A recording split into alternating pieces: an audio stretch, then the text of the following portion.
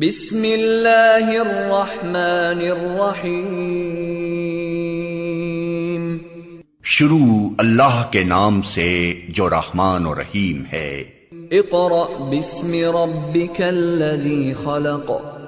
पढ़ो ए नबी अपने रब के नाम के साथ जिसने पैदा किया।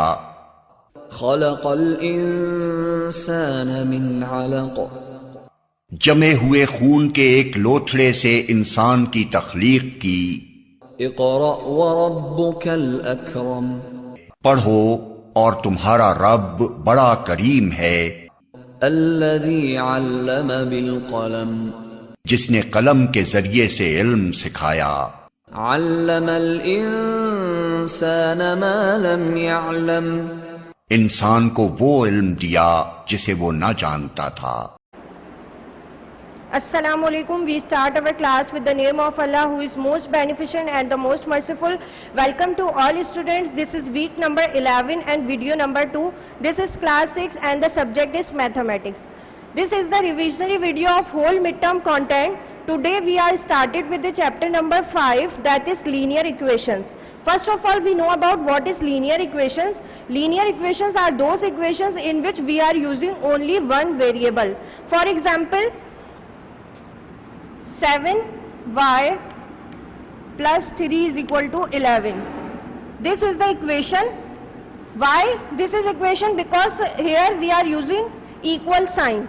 जब आपके पास अलजेब्रिक टर्म में कोई भी इक्वल का साइन आ जाए तो वो क्या बन जाती है? इक्वेशन बन जाती है। अगर इक्वल का साइन नहीं होगा तो ये एक एक्सप्रेशन कहलाएगी आपके पास। यहाँ पर आप सिर्फ एक वेरिएबल को यूज कर रहे हैं। कौन सा वेरिएबल है? y। यहाँ वन वेरिएबल यूज हो रहा है, इस वजह से ये आपके पास एक लीनियर इक्वेशन है। लीनियर इक्वेशंस में सिर्फ और सिर्फ एक वेरिएबल यूज किया जाता है। इस वेरिएबल की हाईएस्ट पावर क्या है? 1 है। और इस 3 के साथ कुछ भी नहीं है, कोई वेरिएबल नहीं है। इट मीन्स यहाँ पर एक वेरिएबल मौजूद होगा y और उसकी पावर क्या होगी? 0 होगी। जब भी हमारे पास किसी वेरिएबल की पावर या किसी नंबर की पावर 0 होती है तो वो आपके पास इक्वल हो जाता है 1 के। ठीक है, ये लीनियर इक्वेशन का कॉन्सेप्ट है। इस चैप्टर में हम लीनियर इक्वेशंस को ही सॉल्व करेंगे, सिंप्लीफाई करेंगे। फर्स्ट एक्सरसाइज देखते हैं। फर्स्ट एक्सरसाइज है हमारी एक्सरसाइज 5A। एक्सरसाइज 5A हमें परफॉर्म करनी है। क्वेश्चन नंबर आपके पास पहला क्वेश्चन नंबर 3 है जिसका हम पार्ट ए सॉल्व करेंगे। क्वेश्चन 3 में क्या कहा जा रहा है? Solve each of the following equations. आपके पास इक्वेशंस गिवन है, आपने उसको क्या करना है? सॉल्व करना है। फर्स्ट पार्ट देख लेते हैं, क्वेश्चन नंबर 3 पार्ट ए।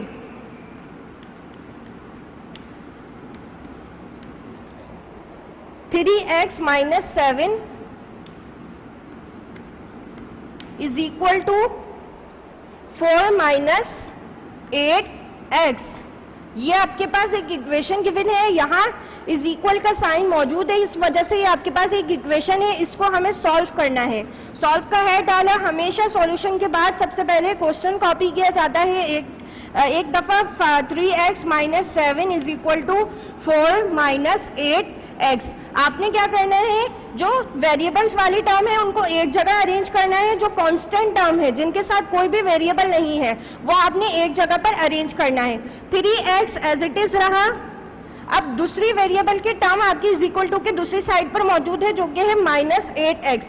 ये 8x एक साइड पर माइनस का है। जब मैं इसे शिफ्ट करूंगी इज इक्वल टू के दूसरी साइड पर तो इसका साइन ऑपोजिट हो जाएगा। अगर माइनस है तो प्लस हो जाएगा, अगर प्लस होगा तो माइनस हो जाएगा। ये यहाँ माइनस में मौजूद है, दूसरी साइड पर शिफ्ट होके प्लस का 8x हो गया इज इक्वल टू। अब क्या है? 4 यहाँ पर ऑलरेडी मौजूद है, इसको कॉपी कर लेते हैं।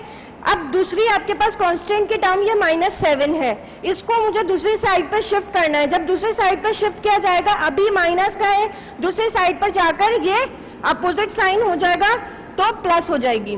ठीक है, अब आपके पास ये टर्म बन गई। अब हमें क्या करना है? जो ऐड हो रहे हैं, जो सब्ट्रैक्ट हो रहे हैं वो यहाँ पर परफॉर्म करना है। यहाँ पर आपके पास जो वेरिएबल्स हैं 3 के साथ कोई साइन मौजूद नहीं है, इट मीन्स यहाँ पर प्लस की साइन होगी।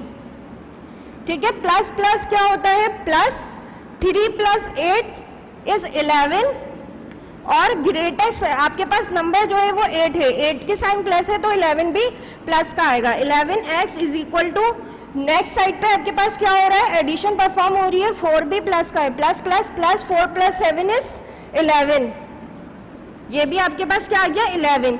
यहाँ हमें x की वैल्यू को फाइंड करना है, x के साथ अभी 11 मौजूद है, इसको 11 को हम दूसरी साइड पर इज इक्वल टू के शिफ्ट करेंगे, अभी ये मल्टीप्लाई हो रहा है, दूसरी साइड पर जाकर डिवाइड होगा, x यहाँ पर एज इट इज रहा, ये वाला 11 कॉपी हुआ और ये 11 जो है शिफ्ट होकर डिवाइड में आ गया दूसरी साइड पर।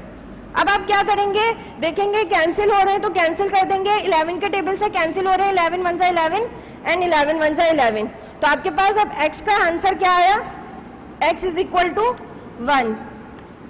आपके पास न्यूमिनेटर में भी 1 बचा और डिनोमिनेटर में भी 1 बचा, तो हम इसे जस्ट एक दफा लिखेंगे तो आपके पास क्या है, वैल्यू आ जाएगी 1 आ जाएगी, x की वैल्यू क्या है 1 है। अब आप इस x को अगर अपने क्वेश्चन में जहां जहां x गिवन है वहां पुट करेंगे तो देखेंगे कि आपकी दोनों साइड्स, यानी आपकी राइट हैंड साइड, ये वाली आपकी राइट हैंड साइड है और ये आपकी कौन सी साइड है, लेफ्ट हैंड साइड, दोनों राइट हैंड साइड और लेफ्ट हैंड साइड आपस में इक्वल आ रही होंगी। नेक्स्ट क्वेश्चन देखते हैं। नेक्स्ट क्वेश्चन हमें करना है question number 11 part B. Question is solve each of the following equations. यहाँ पर भी आपने क्या करना है, जो इक्वेशन गिवन है उसको सॉल्व करना है। देख लेते हैं किस तरह से सॉल्व होगा। क्वेश्चन आपके पास गिवन है,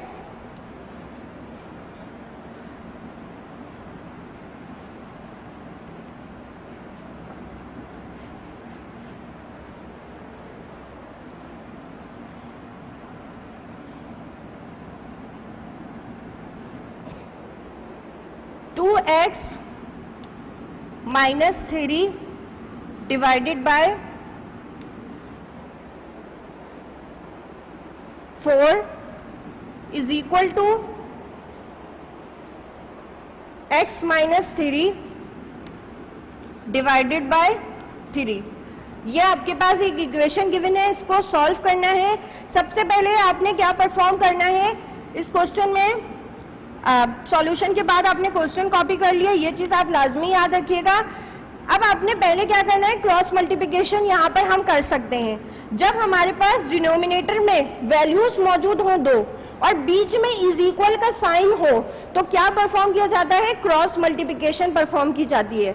अगर यहाँ पर प्लस या माइनस के साइन हो तो एलसीएम लिया जाता है, ठीक है। अब क्रॉस मल्टीप्लिकेशन किस तरह से करेंगे, 3 इस टर्म से जाकर मल्टीप्लाई होगा, यानी एक साइड की डिनोमिनेटर की वैल्यू दूसरे साइड के इज इक्वल टू के दूसरे साइड के न्यूमिनेटर से मल्टीप्लाई होगी, इसके डिनोमिनेटर की वैल्यू दूसरे साइड पर न्यूमिनेटर से मल्टीप्लाई होगी।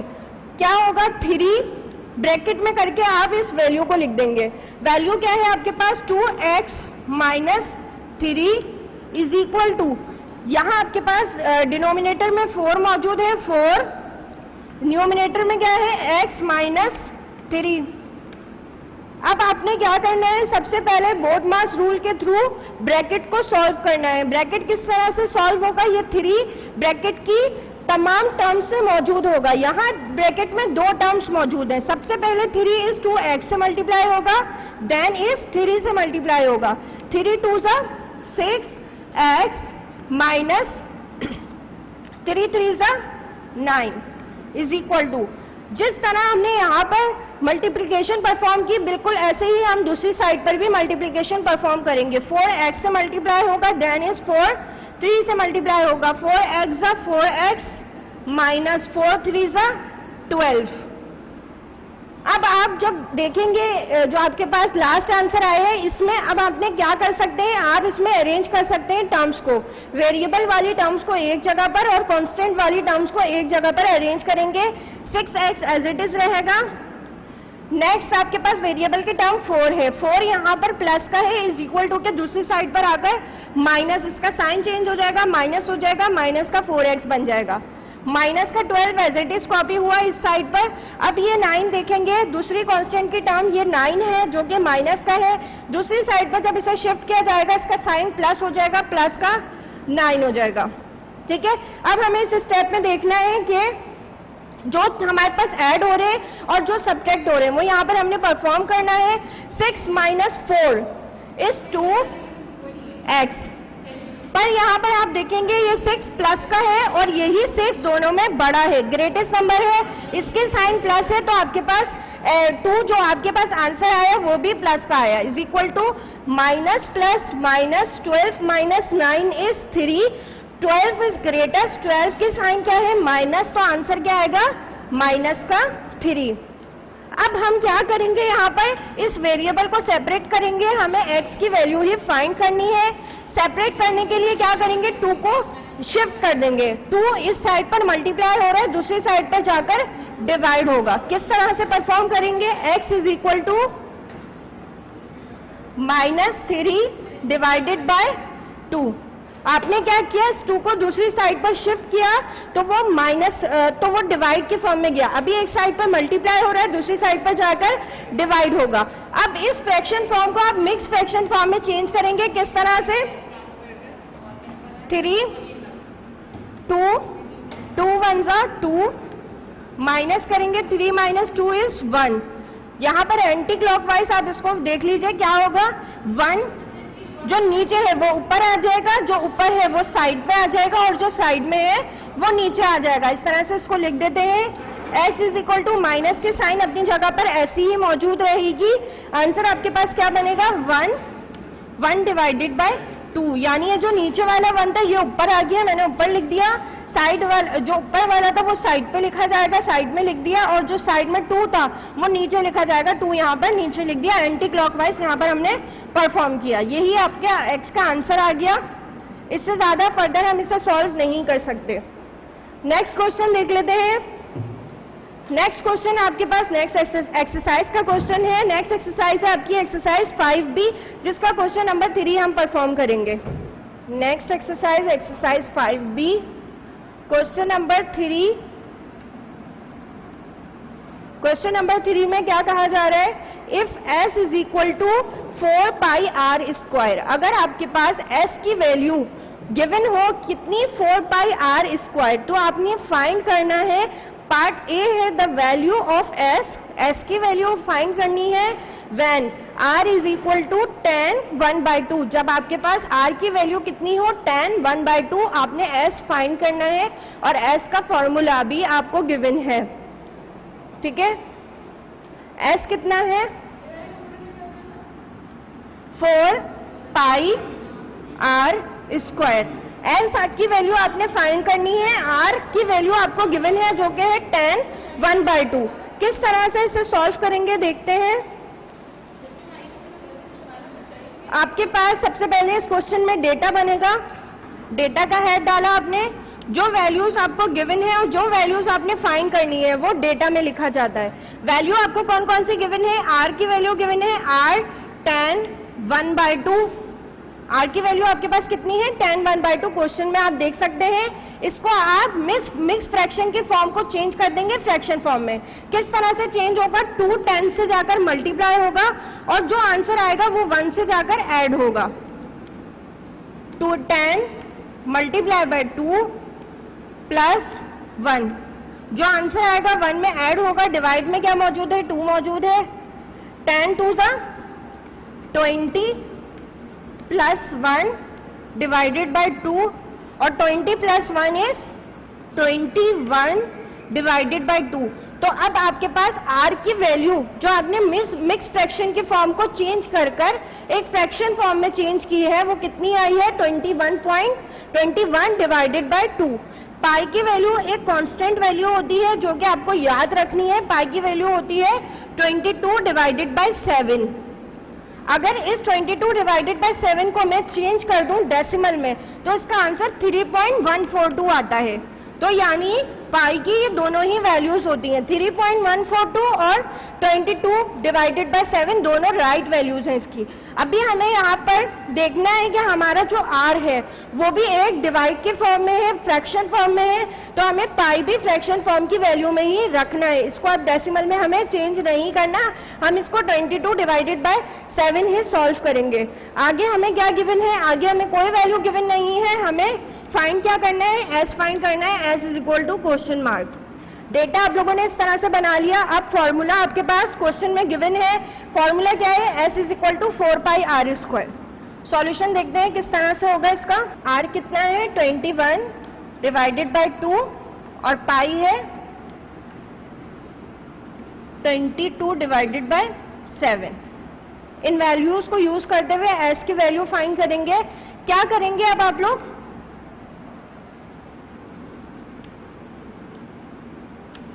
जो वैल्यूज अभी आपने निकाली हैं r की और पाई की, उस वैल्यू को गिवन फॉर्मूला में पुट कर देंगे। पुट द गिवन वैल्यूज,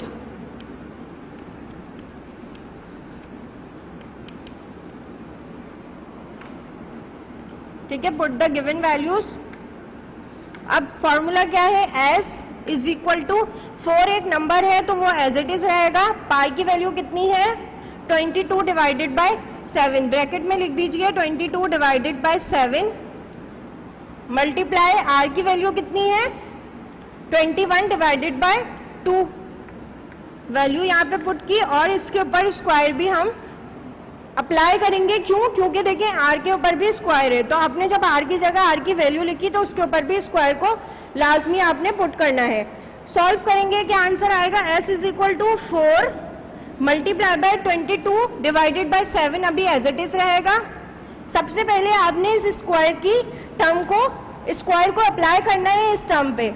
21 का स्क्वायर और 2 का स्क्वायर कितना होगा, 21 का स्क्वायर होता है 44, 441 डिवाइडेड बाय 2 का स्क्वायर होता है 4। अब आप देखेंगे ये तमाम टर्म्स आपके पास क्या हो रही है, मल्टीप्लाई हो रही है। जब यहाँ पर मल्टीप्लाई का साइन होता है तो क्या किया जाता है, न्यूमिनेटर वाली टर्म्स एक साथ मल्टीप्लाई हो जाती हैं और डिनोमिनेटर वाली टर्म्स एक साथ मल्टीप्लाई हो जाती हैं। 4 के डिनोमिनेटर में कुछ भी नहीं है तो इट मीन्स यहाँ 1 होगा, तो आप सिंपल मल्टीप्लाई कर दें न्यूमिनेटर और डिनोमिनेटर की टर्म्स को। आंसर आपके पास क्या आएगा, s is equal to multiply करके आपका आंसर आएगा 38808 डिवाइडेड बाय, अब डिनोमिनेटर की टर्म्स को मल्टीप्लाई किया जाएगा, आंसर आपके पास आ जाएगा 28। अब इन नंबर्स को आप सिंपल कैलकुलेटर से भी डिवाइड कर सकते हैं और इसको कैंसिल भी कर सकते हैं क्योंकि दोनों के एंड में एक इवन नंबर आ रहे हैं। कैंसिल करें या फिर आप इसको डायरेक्ट कैलकुलेटर में सॉल्व कर लें, आंसर आपके पास आ जाएगा s is equal to 1386। s की वैल्यू ये आपने फाइंड करनी थी तो s की वैल्यू आपने फाइंड कर ली, आंसर आपके पास ये आया है। इससे ज़्यादा फर्दर सॉल्व नहीं हो सकता, यही आपका आंसर है। नेक्स्ट क्वेश्चन देखते हैं, क्वेश्चन नंबर 15। क्वेश्चन नंबर 15 का पार्ट 1, ठीक है। क्वेश्चन नंबर 15 पार्ट 1 देखते हैं। क्वेश्चन नंबर 15 आपके पास है, find the formula for the sum s of any 3 consecutive odd number. आपने फॉर्मूला फाइंड करना है, कोई से भी 3 कॉन्सिक्यूटिव ऑड नंबर का फॉर्मूला क्या होगा वो आपने फाइंड करना है। सबसे पहले हमें यह पता होना चाहिए कि कॉन्सिक्यूटिव ऑड नंबर्स कौन से होते हैं। कॉन्सिक्यूटिव ऑड नंबर्स वो होते हैं जो एक साथ आते हैं, यानी कि अगर मैं फर्स्ट कॉन्सिक्यूटिव नंबर्स की बात करूं, ठीक है, तो फर्स्ट कौन से होंगे, सबसे पहला ऑड नंबर होता है 1, नेक्स्ट होता है 3 और फिर 5। तो ये आपके पास फर्स्ट 3 कॉन्सिक्यूटिव ऑड नंबर है, यानी 1 के बाद हमेशा 3 आएगा और 3 के बाद 5 आएगा।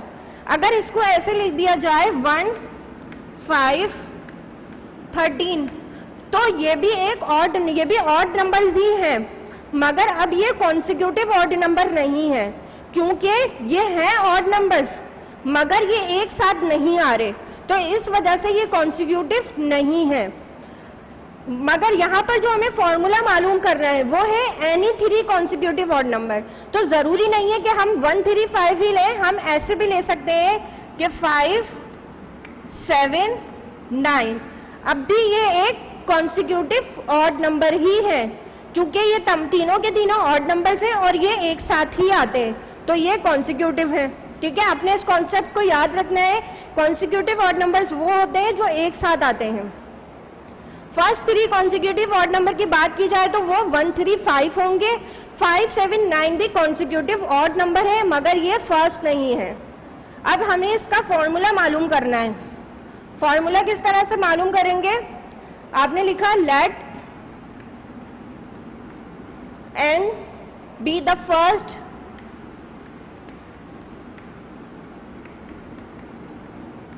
फर्स्ट 3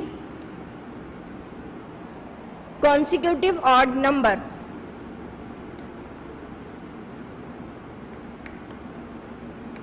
आपने एक वेरिएबल सपोज कर लिया और कहा है कि वेरिएबल n जो है वो फर्स्ट 3 कॉन्सिक्यूटिव ऑड नंबर को शो कर रहा है। तो फॉर्मूला आपके पास बनेगा s is equal to n, n वो हो गया जो फर्स्ट 3 को बता रहे हैं, प्लस अब ऑड नंबर आपके पास कैसे आते हैं, पहला अगर 1 है तो दूसरा 3 होता है, यानी इन दोनों के दरमियान में डिफरेंस आ रहा होता है 1 डिजिट का। अगर मैं पहला है आपके पास 1 3 और नेक्स्ट होता है इसके बाद 5, आप क्या करेंगे, अगर सपोज करें कि n जो है वो आपके पास 1 है तो नेक्स्ट वाला आपके पास ऑड नंबर क्या होता है 3। तो आपके पास 1 में ऐसा कौन सा नंबर आप ऐड करेंगे कि 3 बने, तो 1 में अगर मैं 2 को ऐड करूं तो 3 बन जाएगा। तो आपने क्या किया 1 यानी n जो है वो रिप्रेजेंट कर रहा है 1 को, 1 प्लस 3 बनाने के लिए 1 में 2 को ऐड करना है, तो 1 प्लस 2 और नेक्स्ट आपके पास क्या है 5। तो आपने क्या करना है 1 में ऐसा नंबर पुट करना है कि 5 बने। 1 में अगर 4 को पुट किया जाए तो वो 1 में अगर 4 को ऐड किया जाए तो वो 5 बनता है। अब आपके पास नेक्स्ट क्या होगा 1 यानी n जो है वो 1 है, 1 में अगर मैं 4 को ऐड कर दूं तो 5 बन जाएगा। सही है, अब इसको हम सॉल्व कर लेते हैं। ये आपके पास 3 कॉन्सिक्यूटिव ऑड नंबर का एक फॉर्मूला बन गया।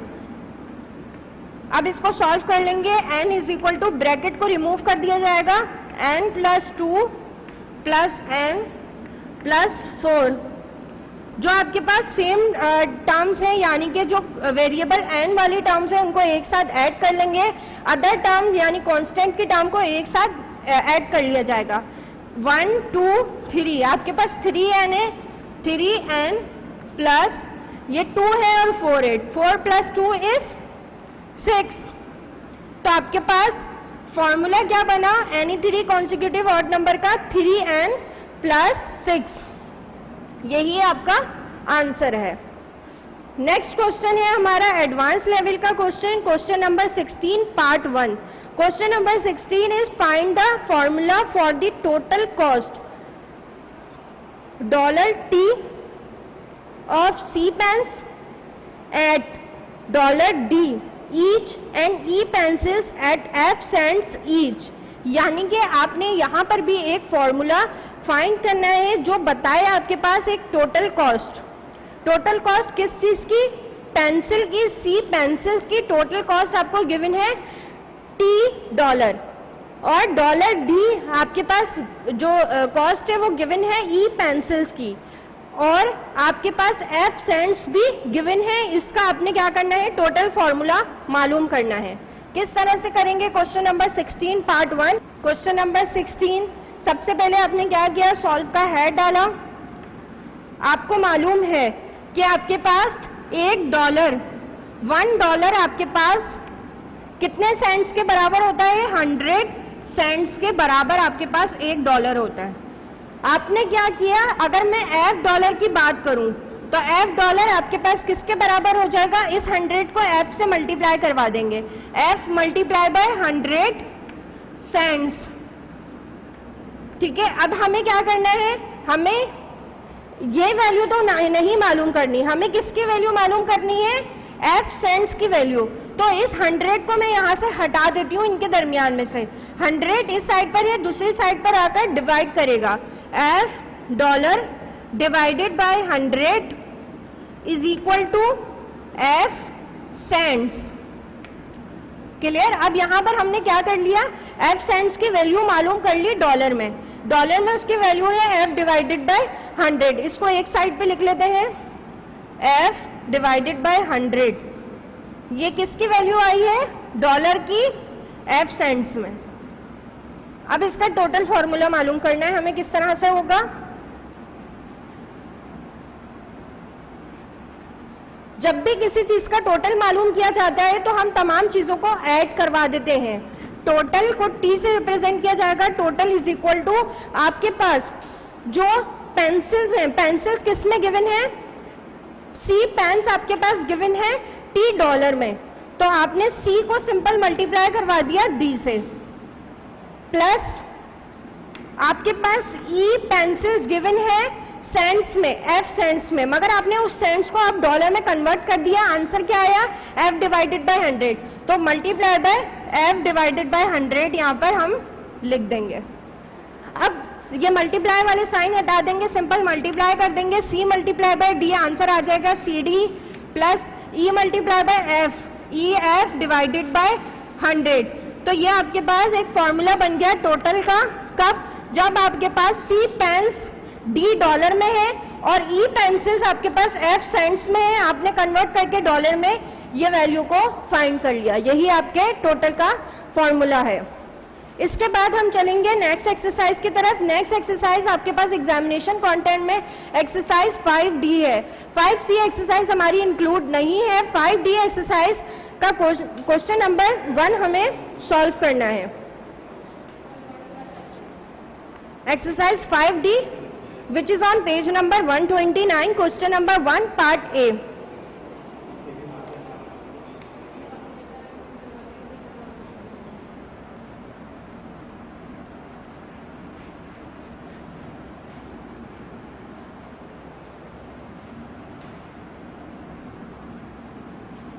Exercise 5D question number 1 part A.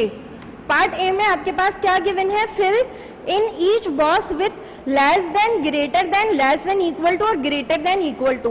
ये वाला साइन आपके पास लेस देन होता है, ये ग्रेटर देन, और अगर इसके नीचे एक इक्वल जैसा साइन आ जाए तो ये बन जाएगा लेस देन, इक्वल टू और ग्रेटर देन इक्वल टू। ये कॉन्सेप्ट आपने 4 इनइक्वालिटीज के याद रखने हैं। फर्स्ट पार्ट में बोला जा रहा है if x is greater than y then f x dash f y. इस तरह के क्वेश्चंस एमसीक्यूज में आ सकते हैं। कंडीशन क्या दी हुई है कि x आपके पास वो बड़ा है y से, तो 5x भी लाजमन जो है वो बड़ा होगा किससे, 5y से। तो ब्लैंक में आपके पास कौन सा साइन आएगा, greater than. Next question number 1 का पार्ट सी है, उसमें बोला जा रहा है if x is greater than equal to y then 3x dash 3y, 3x dash 3y। ये आपके पास पार्ट ए है, ये पार्ट सी है, ठीक है। अब देखें कंडीशन क्या दी हुई है क्वेश्चन में, x जो है वो ग्रेटर है, इक्वल है y से, तो 3x भी ग्रेटर और इक्वल होगा 3y से, ठीक है। कंडीशंस को देखते हुए आपने अपनी ब्लैंक्स को सॉल्व करना है। नेक्स्ट क्वेश्चन आपके पास क्वेश्चन नंबर 2 पार्ट ए है।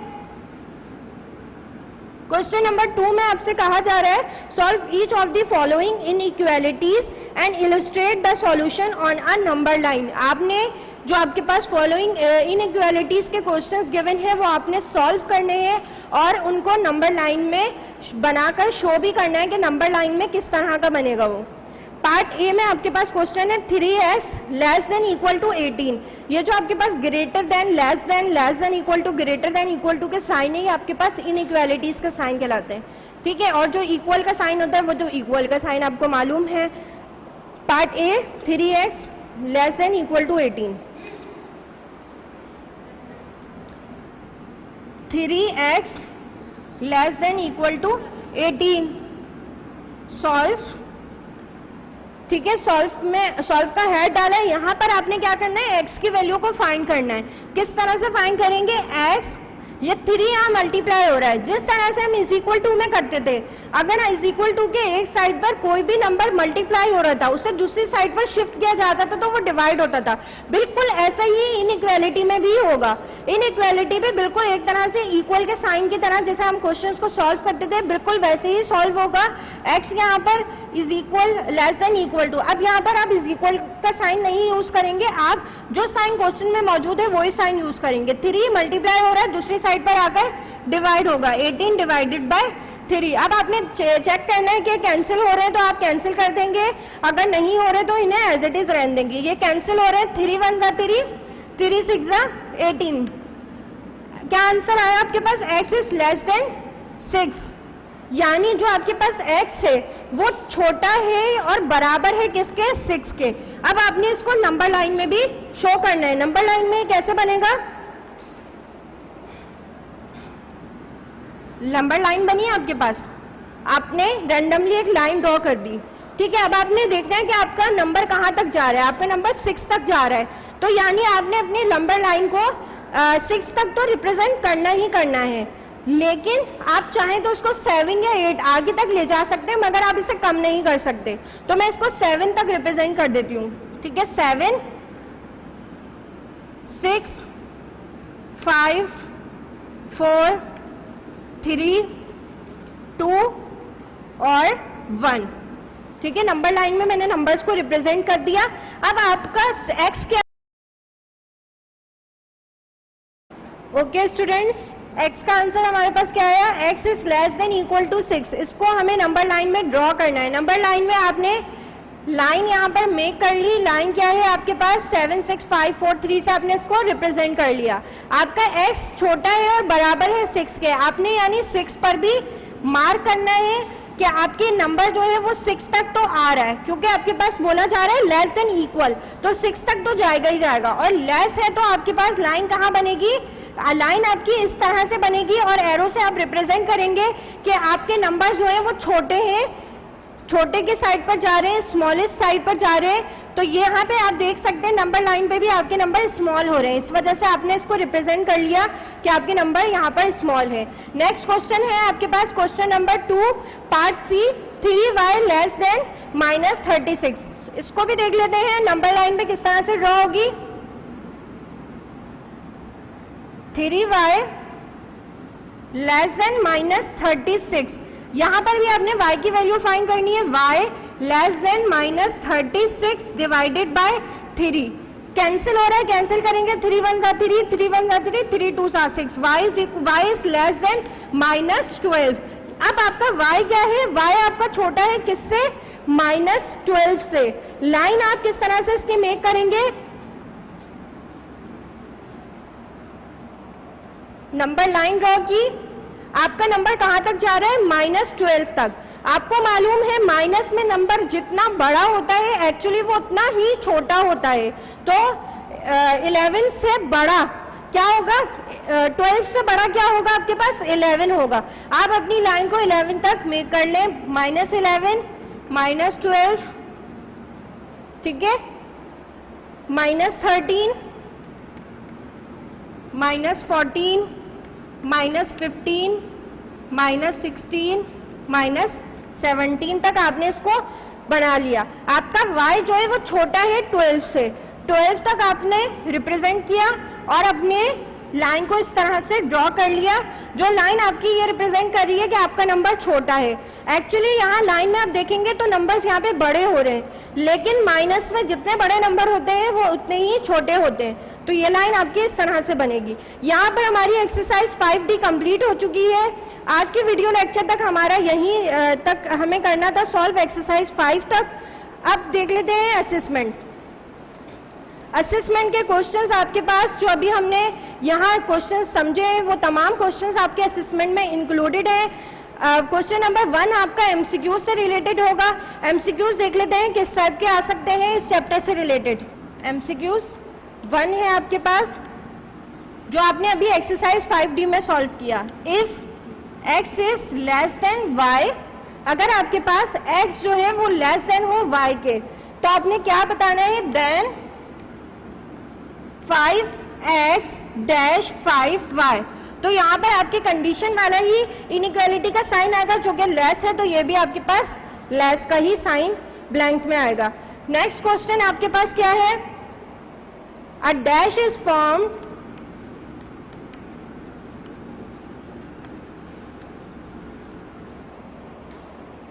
a dash is formed by a set of numbers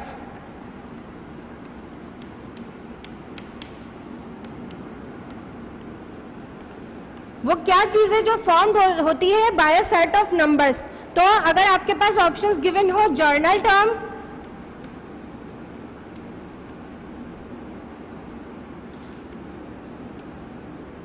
B में आपके पास हो पैटर्न, और सी में अगर आपके पास हो नंबर सीक्वेंस, तो आपके पास करेक्ट ऑप्शन होगा, कौन सा करेक्ट ऑप्शन होगा, नंबर सीक्वेंस। क्योंकि आप चैप्टर नंबर 7 में पढ़ चुके हैं कि नंबर सीक्वेंस आपके पास किस तरह से बनती है, सेट्स ऑफ नंबर्स के थ्रू आपके पास नंबर सीक्वेंस बनती है। नेक्स्ट क्वेश्चन देख लें, question number 3, if x plus 8 is equal to 15, find x। आपने क्या करना है, find x is equal to dash. अगर आपके पास x प्लस 8 15 के इक्वल हो तो आपके पास x की वैल्यू क्या होगी। आप जस्ट क्या कर लें, x की जगह पर ऐसा नंबर ऐड कर लें कि उसको 8 के साथ ऐड करके आपका 15 आंसर आए, वही आपका x का आंसर होगा। MCQ 4 आपके पास क्या है, द फर्स्ट